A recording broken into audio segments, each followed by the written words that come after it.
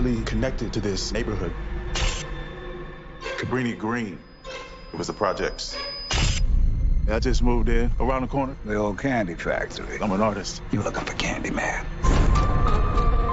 He's the monster that's part of this neighborhood. Why are you drawn to this? I'm hoping to spread the story all about Candyman. The mirror invites you to summon him.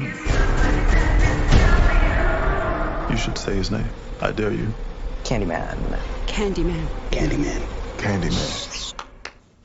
Don't say that. Clive Barker is known as a master of horror, but he hasn't directed a lot of movies, and one of his most famous adaptations is something he didn't direct, and it was 1992's Candyman. Interestingly enough, this came out in the same year as Heroes Are Free. Based on Clive Barker's short story, The Forbidden, he didn't really have much involvement with it other than that. Have you seen Candyman, John? I have. Long time ago, I went through a period of watching all these American horror films, and this was one of them. I don't remember an awful lot about it, apart from the main character, but yeah, I remember enjoying it in a sort of daft sort of way. Yeah, it's a very good movie, and I think if you rewatched it, you'd enjoy it a lot more than you remember. It's another movie that was kind of watered down by its sequels, but it's been remade, and it has a new reboot, maybe the best way to tell it, coming out soon, with Jordan Peele having some involvement as he went and co-wrote the screenplay. I believe so, yes. He's one of the 3 listed writers. So yeah, it should be quite interesting, I think, yeah. Yeah, Could definitely. work very well. Yeah, directed by Nia DaCosta, who I haven't seen any of their work. Little Woods was the first movie, and they directed some of that Top Boy series, where I haven't seen any. But I seen the trailer for it, and I will go and see it. I'm a bit concerned that they're going to do to it what people think the first movie is. Again, it was talked about Heroes Are Free. There's something. It's got a dark horror. That sounds really bad for the trailer, but it's got a generic horror element to it that the first Candyman film doesn't have. So I'm a little kind of hesitant, but it's got some good people behind it. I'm kind of looking forward to it because I like the main cast in it. Yahya Abdul-Mateen, he's been in a few things, most recently in the Watchmen TV series. He was Black Manta in the Aquaman film as well, and he's pretty good. He's a very good actor. So I'm interested to see what they'll do with that, because they obviously need somebody of a certain amount of stature for the sort of primary leads in this to make it good. And basically in Jordan Peele we trust at the moment.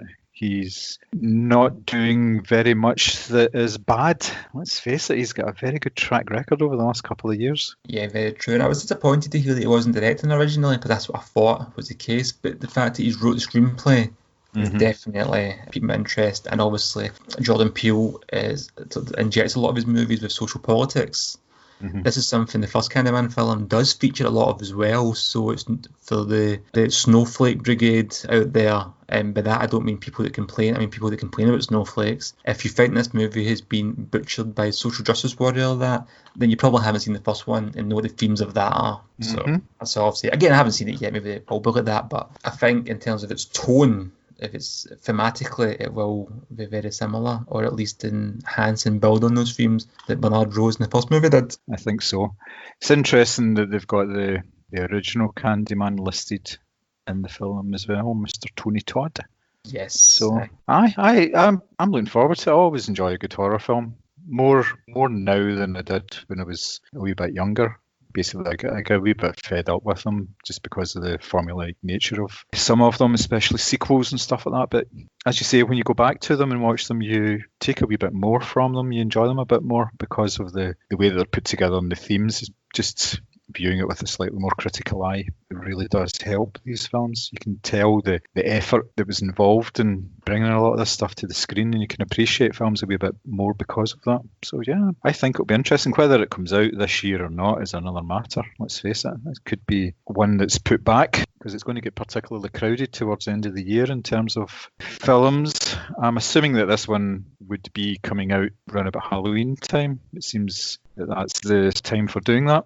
It was supposed to come out in June, but it's been delayed to September. See, that makes more sense for it to come out then, rather than June time. because you would think that they want to sort of tie in slightly to the sort of Halloween element of, you know, just the, not so much the film or anything, just the time of year. It's a good time of year for putting out sort of scary films and everything, isn't it?